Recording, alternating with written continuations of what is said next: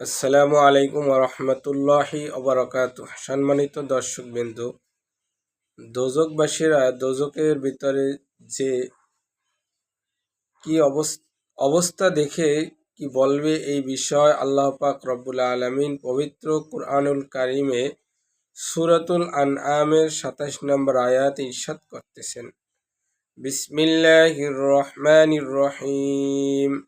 ولو ترى إذ وقفوا على النار فقالوا يا ليتنا نرد ولا نكذب بآيات ربنا ونكون من المؤمنين।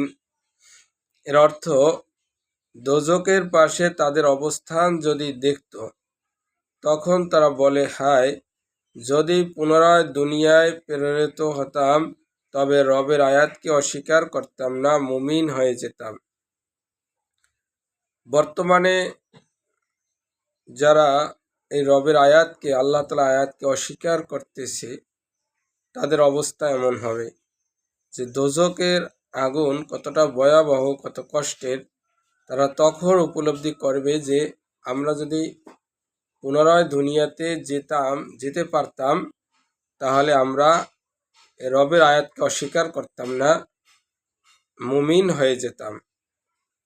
আল্লাহ তাআলা এখন আমাদেরকে সময় দিয়েছেন, আমাদের এখন আল্লাহ তাআলার আয়াতকে বিশ্বাস করে আমাদের প্রত্যেকের মুমিন বান্দা হওয়া উচিত। তখন যদি আফসোস করি, তখন যদি বলতে থাকি, তাহলে সে আফসোস বলা কোনো কাজে আসবে না। আমাদের এখনই আল্লাহ তাআলার আয়াতকে স্বীকার করে আমাদের প্রত্যেকের মুমিন হতে হবে। আল্লাহ তাআলা আমাদের সকলকে মুমিন বান্দার তৌফিক দান করুন, আমিন।